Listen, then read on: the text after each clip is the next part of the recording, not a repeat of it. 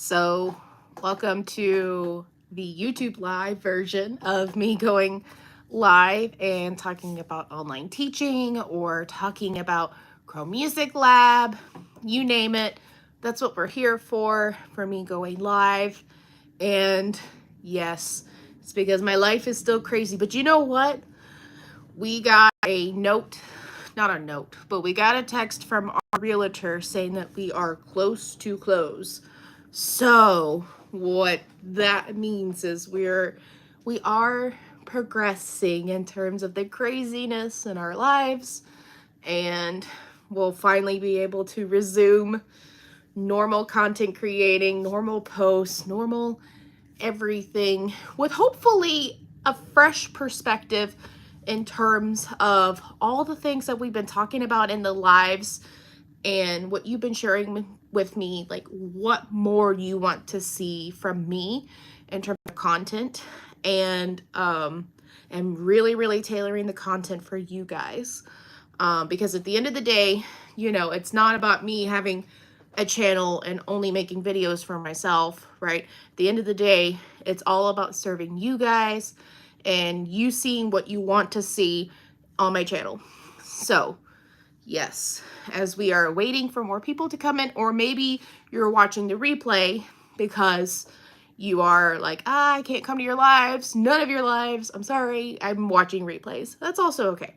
So what I did talk about on Monday on my channel was there were a lot of good questions about how to start out in online teaching. So if you're like from the very beginning of online teaching, like you don't even know where to start, where to begin, what does that first step look like?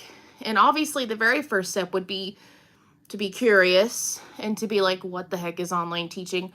What does that look like for other teachers?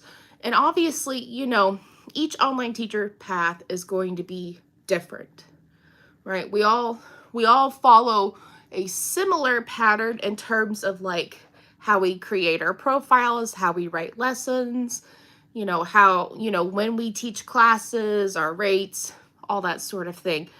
But generally, from me and other online teachers, we give you sort of a good idea of what it looks like, to get started and to be successful in online teaching. And one of the things I've talked about is one of my courses that I have created a long time ago.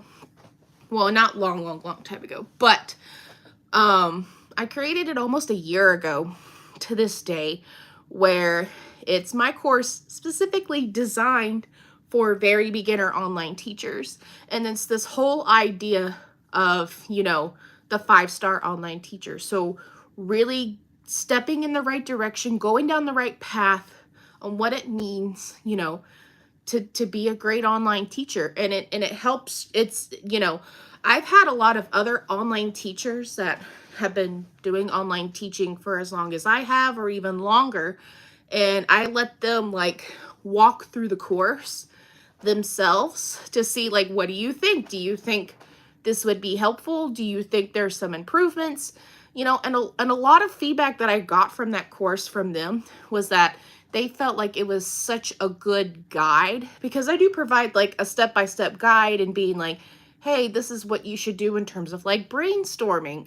And here are the next steps, like tangible steps to kind of foolproof your way into starting your online teaching business.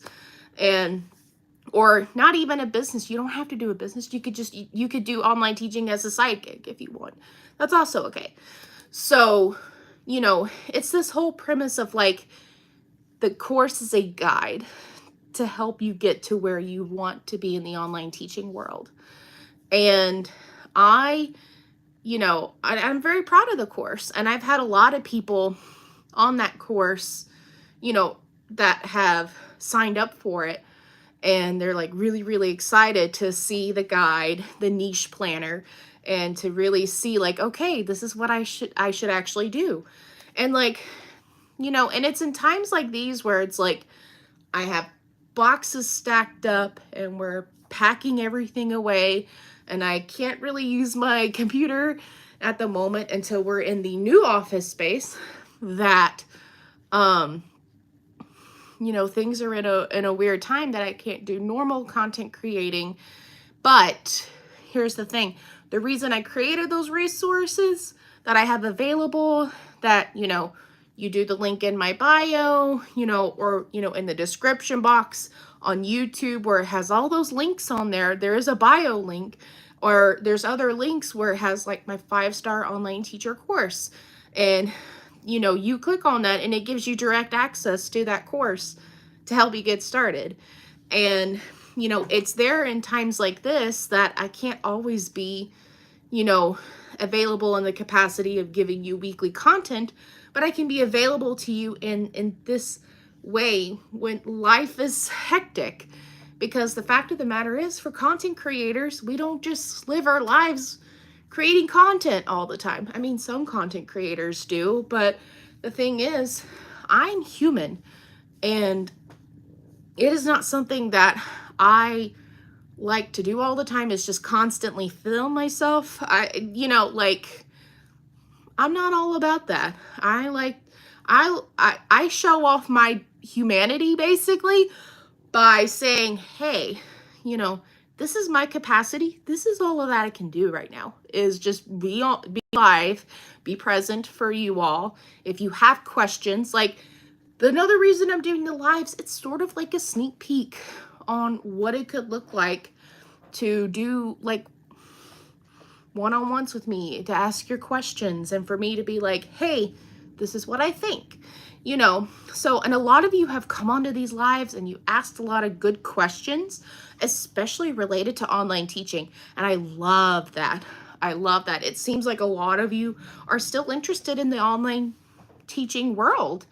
And, you know, and a lot of you have benefited from my online teaching videos that I have created so far.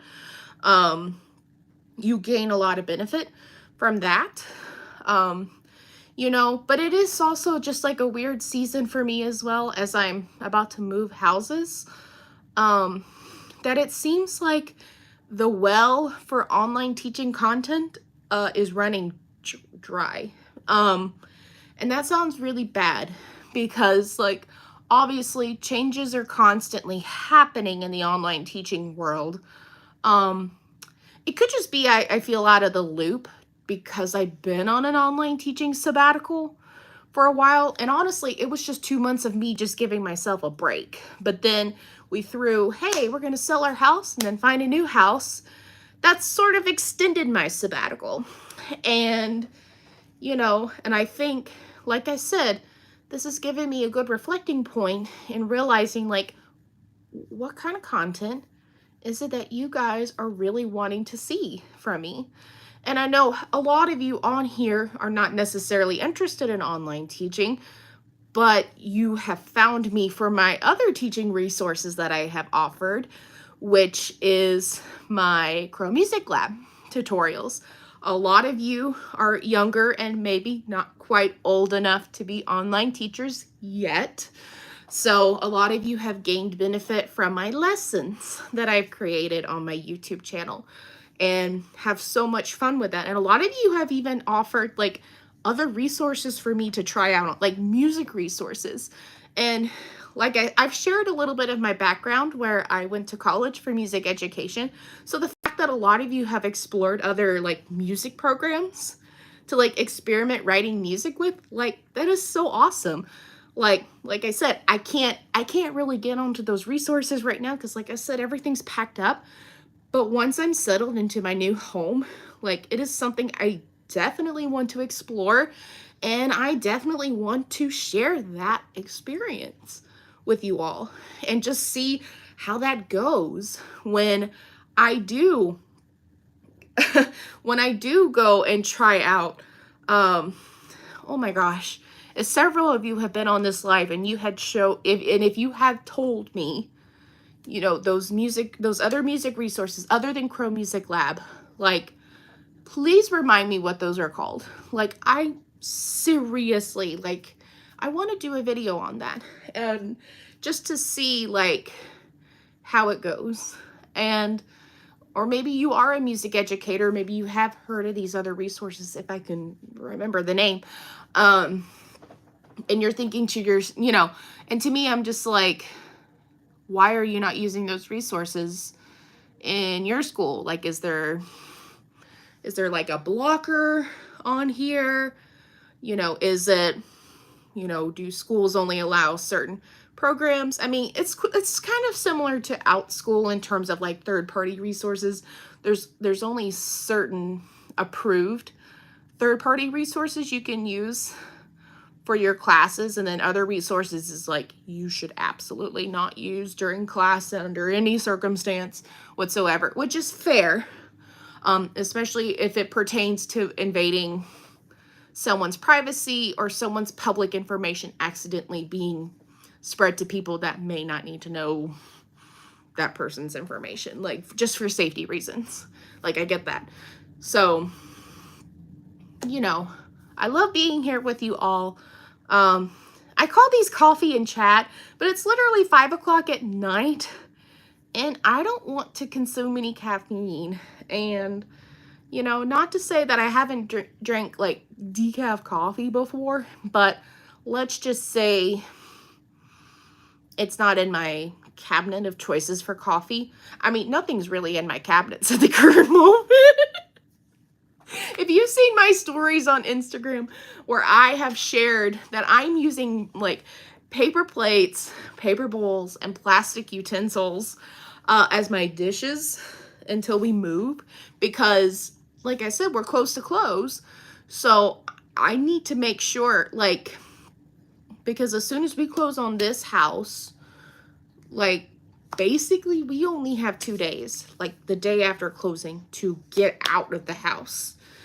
So, like, I just want to be sure when all those ducks are in a row that after we close on everything, that we basically have everything packed up.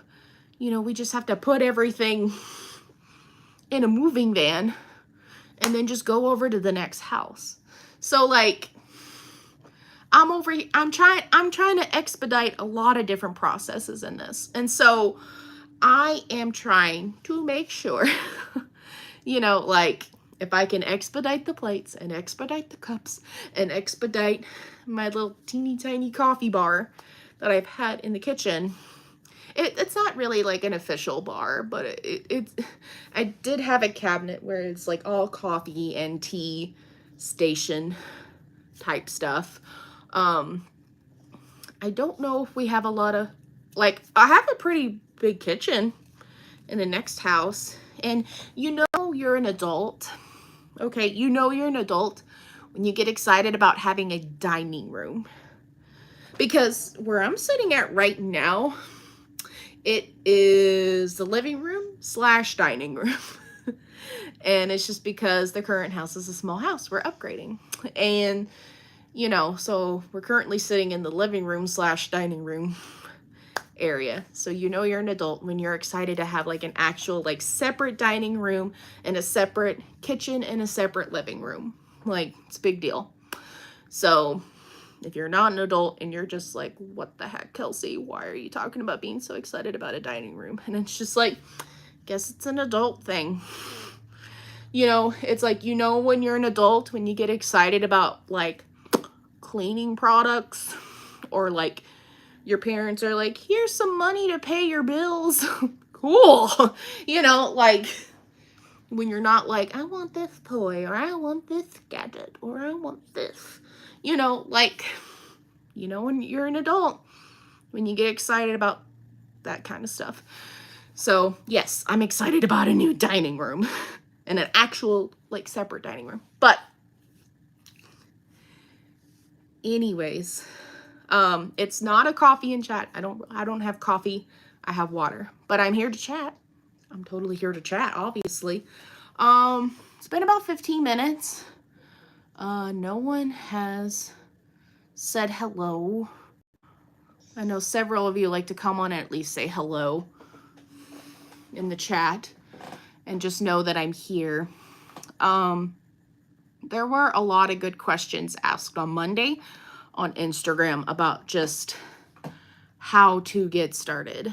And like part of what I talk about in the 5-star online teacher course that I've created in the very beginning. I mentioned it already. It's about the niche planner. And a lot of online teachers have talked like within content videos and within their social media platforms about niches. And, and now I'm beginning to think like there's a fine line now in terms of like following what you're passionate about, but then also meeting the demands of like what families are actually looking for on the platforms. And it's a fine balance because, if you are really passionate about different teas around the world, you have to think, is it going to be worth creating a course on ALLSCHOOL or ALLSCHOOL about teas from around the world if parents are actually looking for like Roblox classes, or they're looking for Spanish classes or cooking classes, or, that sort of thing. So there's also, that fine balance, which, by the time I created that course, I'm not saying like what I created in my course is irrelevant. All I'm saying is if you do have something that you are passionate about and you feel like it could also align with what parents would be interested in, what kind of classes they're actually searching for on there, then go for it. So that would be my best advice for the niche planner is, it really helps you buckle down on what it is that you actually want to teach on the platform and what you would be most excited to share about with other people. I mainly talk about children because of ALLSCHOOL, ALLSCHOOL. It's designed for children. Now, so I don't know if any of you are interested in exploring teaching adults. Sonia, hi. So how do you know what parents are searching for on ALLSCHOOL? Oh, that's a great question. So I did do a video. So it was the video before I said, hey, taking a break, selling, buying house, blah, blah, blah. So I did do a video where we kind of experimented going incognito for ALLSCHOOL and ALLSCHOOL.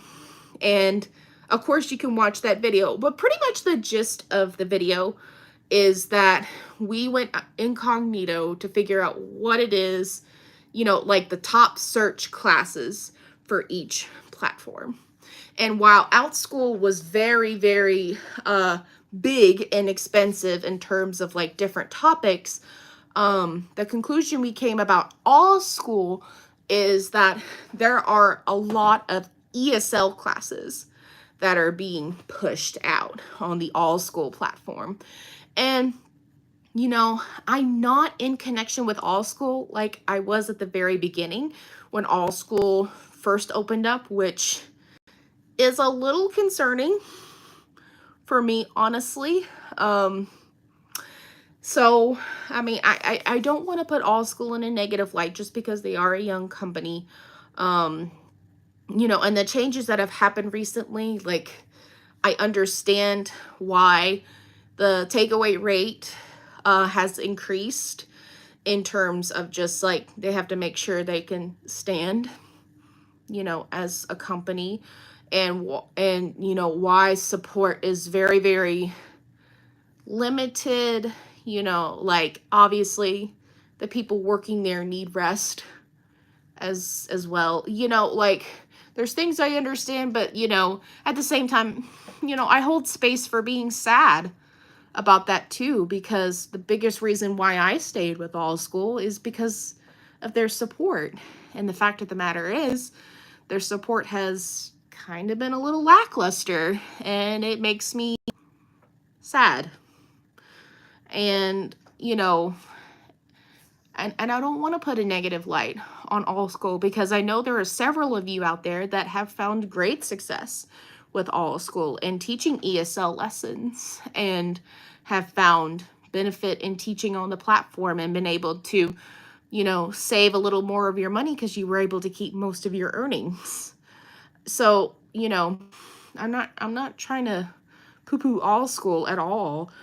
When I say that, it's just something that I personally experienced, and a whole other reason why I did a sabbatical on online teaching is because I was afraid that ALLSCHOOL would put a lot more bookings on like founding teachers and like teachers that have been on the platform longer than the newer teachers. So I also wanted to give more teachers on the platform an opportunity to have students in their classes. And when they realize I'm not available to teach their kid, that they will go find another teacher, i.e. possibly you if you're waiting for enrollments. So, but ideally, to answer your question, Sonia, we discovered in the video that a lot of ESL classes are really, really popular on ALLSCHOOL. Even though ALLSCHOOL is supposed to be the competitor of ALLSCHOOL, it seems like a lot more ESL classes are being pushed out on the ALLSCHOOL platform. And it may just be because the population on ALLSCHOOL, because they're based off of Singapore, there's going to be a lot of international families, and so obviously they're going to kind of be the support to keep ALLSCHOOL afloat. So that may be another reason why ALLSCHOOL is sort of the ESL teacher. Sonia said, that's great, I'm an ESL teacher. Wonderful. So here's the thing. I don't want to completely poo-poo on ALLSCHOOL, because if you were in VIP kid world, or excuse me, VIP teacher world, I guess that's what it is. Now again, it's so funny. I have not renewed my VIP kid contract since 2021. And even then, like the last class I taught was in 2020 with them. I find it really funny because like they keep using my show name on VIP Kid and being like, hey, renew your contract and we'll pay you $5. And I'm just like, whoa, a whopping $5 for less pay? And again, I'm not trying to poo-poo on anyone that does VIP teacher or has done VIP kid and had a great experience. I'm not trying to shine a bad light on them. It's just, I just find that hilarious. So, but like I said, when the whole ESL world came crashing down and a lot of other ESL companies had to shut their door because of China regulations, this is where ALLSCHOOL kind of came into the picture to being like, hey, we are trying to replace the income that you would have had if China didn't have the regulations and you would have stayed with either VIP Kid, or if you would have stayed in another ESL company that would have paid you as much. It's a model like ALLSCHOOL, but you get to still do lessons that you are familiar with. So I think that's why they push a lot of ESL classes.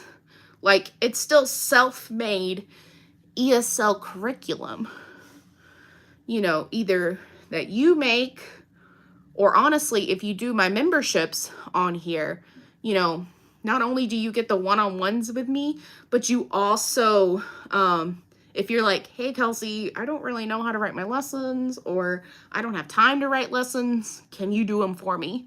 This is where I step in and go, hey, yeah, tell me what it is that you're looking for in terms of what kind of classes you want to teach on the ALLSCHOOL platform or in your own private lessons that are ESL. This is where I come in and I help you in that, and that those lessons are ready to go. So that way, even though ALLSCHOOL may have failed their part in saying, hey, we'll have pre-made curriculum that you just roll out of bed and teach, let me still help you roll out of bed and teach. Because, I've already done that for one of my clients already. She asks for lessons each month. And basically what me and her are doing, we are building her curriculum of lessons that she wants to use this coming summer. And this has been a very unique and wonderful opportunity to really get a trial run of how it is working with someone who wants custom made ESL lessons and that I write them for her. And she's loved them, you know. So I don't know if you're watching this and you're like, I don't really know how to write lessons. Like, I know you have done videos in the past, Kelsey, but it's not really, I'm not really, you know, you didn't really answer what I'm actually looking for, you know, and there's no pressure on joining the memberships that I have. I'm just letting you know that, like, part of like the loyal fan memberships is that you do get access to those, you know, pre-made lessons. That is maybe what's stopping you from teaching on the platform. And that's where, you know, a lot of you that may have been used to the VIP kid or VIP teacher model, you know, is what you were hoping for in ALLSCHOOL and you didn't get it, you know, and that's why I want to be able to still offer myself in those services because, you know, a lot of you may need those pre-made lessons still. Whether you're just like, I'm not very good at writing lessons, I just like to do things on the fly. Or if you're like, I just don't really have the time to make them look nice, to look pretty, to do X, Y, and Z. You know, whatever your reason is.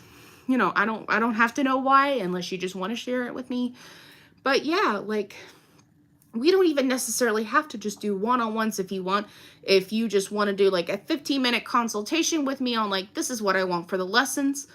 And then that counts as like what you want out of the memberships is just me doing lessons. But we still just chit chat a little bit just to say, hey, I want this in my lesson. I want that in my lesson. I want this, you know, then cool, whatever. So that's fine. So yeah, that's like something that I'm really pushing for is, you know, a lot of you may just be stuck on the lesson portion and why you're like, this is why I'm not moving forward with teaching lessons online. You know, like, I don't know how to write lessons. So, you know, and especially for a lot of you that are maybe not super familiar with the ESL world, you know, this is where, of course, you know, I'm not the perfect ESL teacher either. Like, I never really had a whole lot of ESL experience until I worked with VIP Kid for a bit. So, but, you know, at the same time, like, with that year and a half that I did VIP Kid, you know, it was enough experience to be like, okay, this is how they model their lessons, you know, and I gotten certified in these certain levels. I got certified level 1, I believe, to level 6 at least, for VIP Kid. Or maybe it was level 5, I don't know. But I also got certified in like the singing lessons. I forgot what they were called, but it was literally a course for like kids to sing. And it was so awkward as an ESL teacher. So just like, you would be the only one singing and the kid would just like stare at you and not even like sing along with you. And you're just like, why? Why? And like when it came to the portion, like it was their turn to sing, they would just be like, just the awkward pause, crickets. It's like, come on, your turn. And then there was the story time. Actually, I really enjoyed the story time course on there. That was a lot of fun. I really enjoyed like being able to read them a story and act out the story, and there were sound effects, and then they had questions, you know, that they had to answer. That one was probably my favorite version of those classes. And then there was also like a writing prompt class. It was an hour long. So like, I mean, not an hour straight, but it was like 30 minutes. And then you had a 10-minute break in between. It's like, okay, we're going to be right back. You know, 10 minutes, you go to the bathroom, drink a water, play on your phone, whatever. And then you went back to the second half where they uploaded their writing and you got to review it together. And half the time they wouldn't even do it. you know, so you would have to go all the way to the portion where you have to learn how to write it together. And, you know, that could have been fun if the kid actually did the assignment, you know, but I digress. You know, there were a lot of different experiences that happened in those classes and those certifications. Some of them are fun. A lot of them were just like, this is my mom and this is my dad. This is my family. I'm tired of this. You know, like, I mean, there are several level 1 songs that are still stuck in my head. Like, New Zealand is my wish. I would like to have a fish. Do the haka, have you heard? Let's go find a kiwi bird. Like, or that's just like one of them. That was level 1. But it was enough experience that I generally know how ESL curriculum works online. And like I said, this mentor that I've been working with and been writing lessons for her, she tells me exactly what it is that she's wanting out of her lessons. And I follow her guide, her advice on what she's looking for in classes. And they're custom made for her, and her alone. And she has, you know, and unfortunately, you're not going to be able to find it on Teachers Pay Teachers. She has specifically asked that, you know, that I don't duplicate it and try to share it on Teachers Pay Teachers or anything like that. So, like, you know, unfortunately, you are not going to find that. But like I said, if you're over here, like, I want to do something similar to maybe what this mentee of yours is doing, you know, that's where my memberships come in. And that's where we can talk it out and we can hash it out and figure out what it is that you're looking for in your classes. So, but I know a lot of you are already on the platform, and a lot of you are not like brand spanking new into online teaching. But maybe a lot of you watching this replay, you are. And, you know, and a lot of you are maybe just like, I don't know how to start, you know. So, so I would love to be able, you know, like I said, to help you out in that. So that's one of the things that I absolutely love about, you know, having this channel and having this community that we have built up upon ourselves, is me being available to you all, even when times are hectic. I'm looking at my, like, we have another stack of boxes coming up. Like I'm saying, I'm trying to expedite this moving process, because when they say close to close, like, we could be talking about like finding out the date tomorrow. And like I said on Instagram, if I hear that we're gonna close on everything on one of the nights that I should be going live, then obviously we're not going live. And y'all understand that, right? You understand that if I send a post, I'm like, hey, we're not doing this live tonight. You know why? Because we're closing on everything, and that would be really awkward if you guys were on the live with me as I was signing all the closing papers. So I'm pretty sure you still have to physically be at a building to sign papers to close things. It might, you know, the first time I bought this house, it was back in like 2017, and then this is 2023 in a post-pandemic world. So I don't know if everything would be electronic or through Zoom. I imagine because it's post-panorama that I'm assuming it would be okay to still meet in a building to sign all the papers. Because I think you still have to physically be there to sign papers, because there has to be witnesses. I think that's the reason why.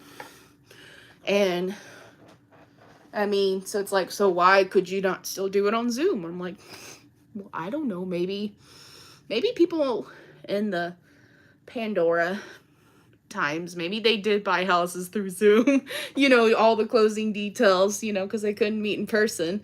So maybe they did do it on Zoom, and it could be recorded and you could save it in archives or whatever. So that way it's like, did this person actually like close on this house? And, you know, it could be like, yes, here's the recorded video of us doing that process and signing everything electronically. Because I mean, like, everything in terms of like the loan application, the offers, and all that we've already done, everything was all electronic. And I could sign everything on my phone. And yeah, I find it so funny how much we can actually do on our phones. I see all these reels about people from my generation, like having like Razor phones or Blackberries. I almost said blueberries. I meant Blackberry phones, and iPods, like first generation iPods, or like iPod Nanos, where it had like the cameras on there, or that you could watch like videos on there. Yeah, like I remember as a teenager having an iPod, and I remember like downloading like movies and episodes on my iPod, and like watching those movies from my iPod. And like, you know, the 16, 17-year-old me would not even imagine that like the future ahead for when I would be an adult, that like that would just be our daily lives, is watching videos and basically doing everything on our phones. So like, it's amazing, like just how far we've come, basically, and of course how old I am. Okay, so one of my private students likes to joke and tell me I'm from the caveman times. I'm like, you know, that checks out, because I like to joke that my dad's from the prehistoric and the dinosaur times. He hung out with T-Rex. So, you know, it checks. It checks out. So I like to joke about that. And I know a lot of you that are younger that follow me for my Chrome Music Lab tutorials. I'm sure a lot of you, you know, like to joke that I'm old and I'm a millennial, you know, whatever. I don't care. So, but a lot of you still watch my videos, and you love my sage advice that I have to offer on there. So, you know, that sort of thing. But yeah, in terms of like the house stuff, like everything has been electronic. But I'm pretty sure like closing on everything still has to be in person, just because there has to be witnesses. And obviously, I guess it's a better deal to have those witnesses on actual closing day, especially if they are allowed, if we are allowed to meet in the building together to do that. Again, when I first bought this house, it was in 2017. So the thought of like a panini, right? It was just like, oh, that was something that happened in the 20s, right? Probably won't happen again. But as we've all learned, history likes to repeat itself. So in a post-Pandora world, would that still be the case? Where we have to go to a building, meet in person to sign closing papers? That's what I assume. I assume that's the case, that we would have to do that. This is adulting right here. Where you get heartburn when you drink water. You know, that's fun. You know, and a lot of you that are young and you eat your Takis, you know, like for lunch every day, which, hear me out on this. I thought about doing a react video, still related to education. It wouldn't be online teaching, but it would be education in terms of like what I ate for school every day for lunch as a middle schooler.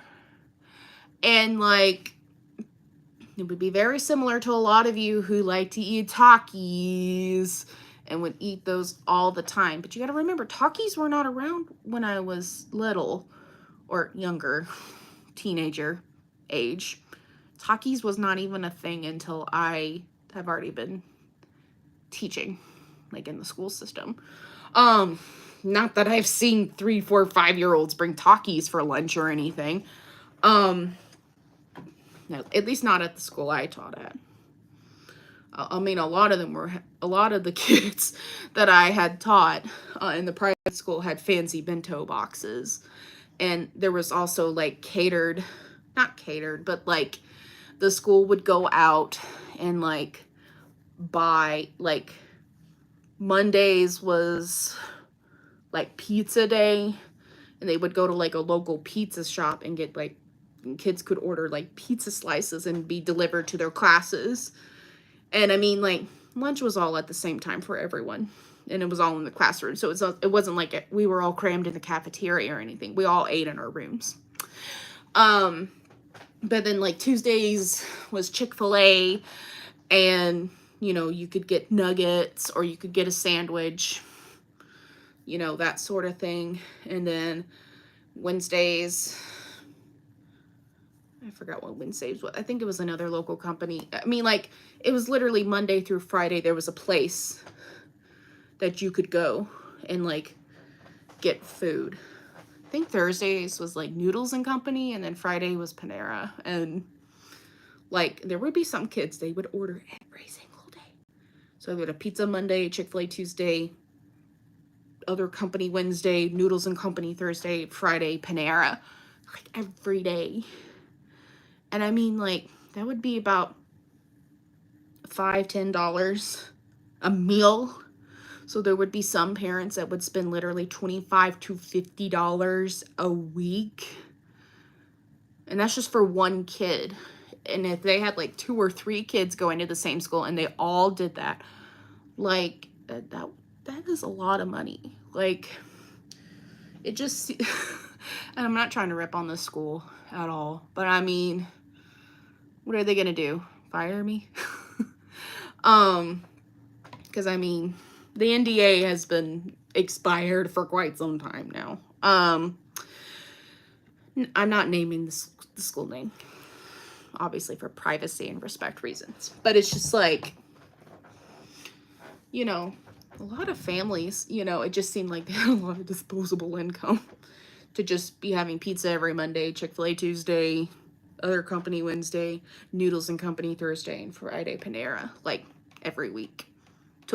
Like from the first day of school to the last day. Like, it's insane.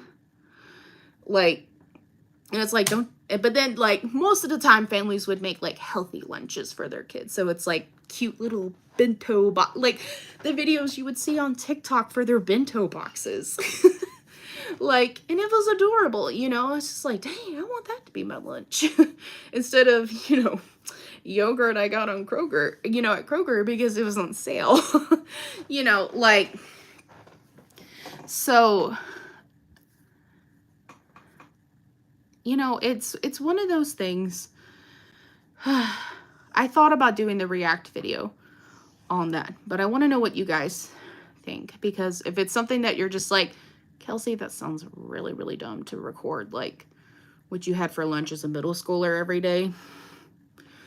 You know, because, I mean, it was very vastly different compared to, like, how parents would make their lunches for their kids now. But, you know, but like, middle school is different, because it's like, I also just kind of want to acknowledge that, you know, all middle schoolers are kind of the same in terms of, like, what they feel like is a satisfying lunch, but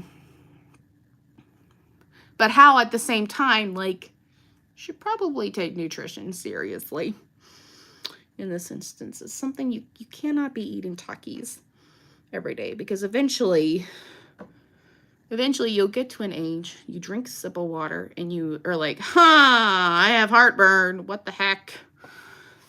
You know, like, you're going to hit that age, and then you're just going to be like, I wish I didn't eat all those Takis. Miss Kelsey was right. That's not the same thing about shoes. I literally grew up as a teenager, always wearing Old Navy flip-flops all the time. And it was my college band director that kind of fussed at us a lot. It's like, I don't even know why, like, a lot of you wear flip-flops. A lot of you are going to have feet issues later if you don't start wearing supportive shoes. And I just kind of, like, shrugged it off because I was in my 20s. And I was just like, okay, whatever. And now every pair of shoes that I own has to have some kind of plantar fasciitis support in there. And then I just want to, like, slap myself and just be like, well, my band director was right. Oops. So that's fun. You know, so that's just a great old age of aging. Lives are fun. This is where I cannot hide anything from you guys. You just see the real me. As you also see the real me where I'm kind of got a migraine face going on. So that's fun too. I think it's just all the stress. And it's officially spring, which is nice, to have a little bit of warmer weather. Not have to feel like I have to have any heat on, but not necessarily have a crazy amount of air conditioning either. So, but you know, it's nice, it's fun. So I'm actually really surprised a lot of you, you know, a lot of the Crow Music Lab audience hasn't come on and asked any questions about Crow Music Lab, which, you know, makes me think a lot of you are into, you know, watching this is probably interested in online teaching and those questions. And it's really bad for me to say that it just feels like I'm running dry on ideas on what videos to create for online teaching other than like updates that I may hear of. And like I said, like ALLSCHOOL has definitely kept me out of the loop in terms of like what's going on the platform. Like obviously I'm still considered a founding teacher, like that part's not going away, but like they used to keep me in the loop for a lot of things. We also used to get like newsletters weekly. I have not seen or heard anything, and every time I try to connect on Dean Talk, they, you know, they're just, you know, I have trouble. They didn't save my password, so I'm like, okay, I'll reset a password, and then they're just like, sorry, this can't be completed at this time. So I can't even like change my password, try to log in to see how many messages I missed on there. So I don't know what's going on with that. So it makes me feel really out of the loop. And like I said, if ALLSCHOOL really wants my help and really wants me to like root for them and like do more videos for them, then they have my email address. They could always just email me and be like, hey, you know, we would love for you to do this video. We'll comp you. What's up? You know, so, but I haven't heard from that either. I feel like I get more UGC content creating videos than I do anything from ALLSCHOOL. So that's why it's just like, I really want to check in and see what it is you guys are wanting. And so when I do ask that and all I get is crickets, you know, then it's very easy for me to venture out and say, I think, which is dangerous, I think you guys might like this, and then you actually don't. So, and I really don't want to do that. I don't want to do that to you guys. I don't want to just leave the content up to me to think I know what you guys are wanting. So that's why, like, when content creators are like, what is it that you want from us? How can we serve you? Like, we genuinely mean that. We want you to tell us what it is that you're looking for. When you see my name and content, you know, like, what is it that you need? And the mailman's running really, really late. Like, it's almost 6 o'clock where I am. And there, I mean, shortages, I get it. We usually just get our mail like a lot earlier than now, but it's fine.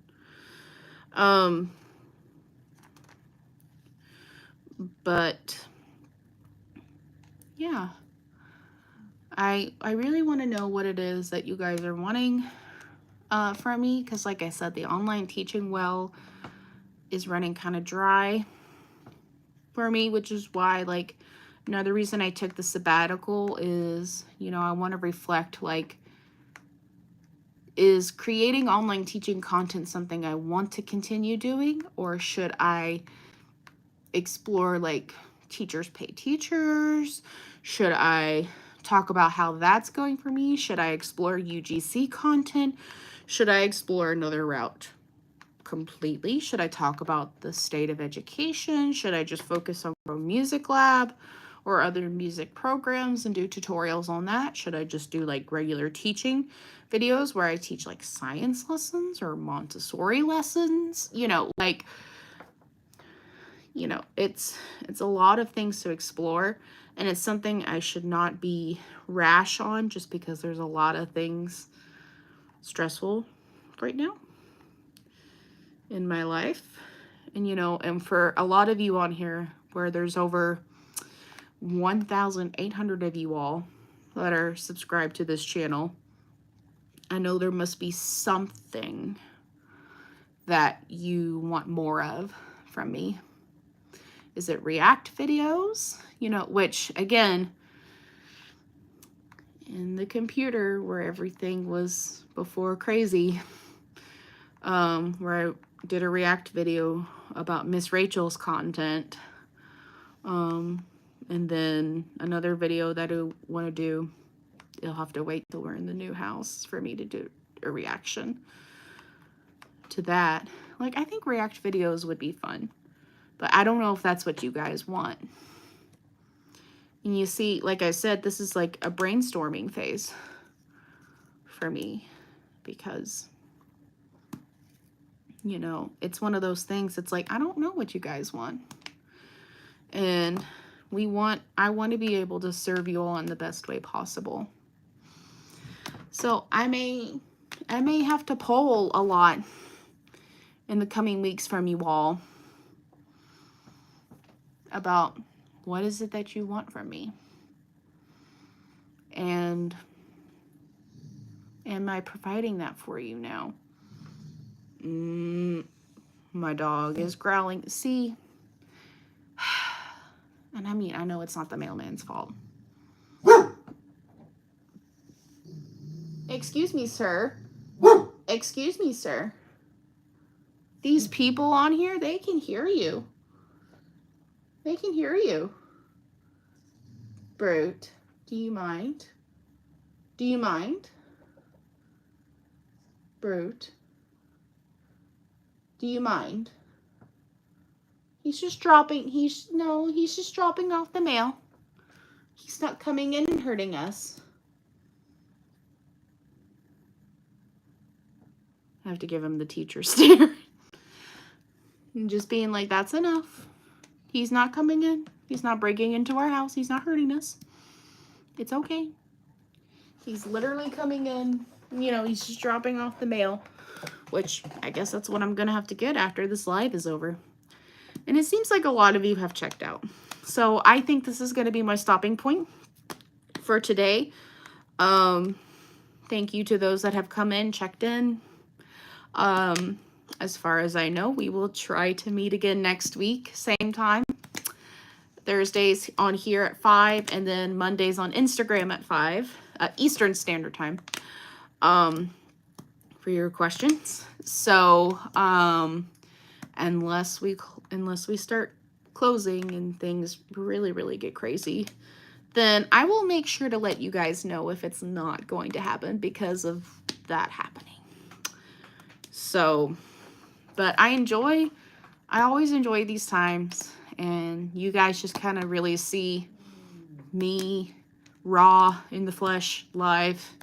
No editing, no fancy editing or voice effects or sound effects. You get me and you get a glimpse of my life, and I answer questions candidly and in person. So, thanks again for tuning in.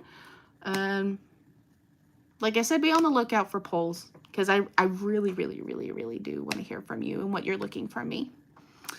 All right. See you next time.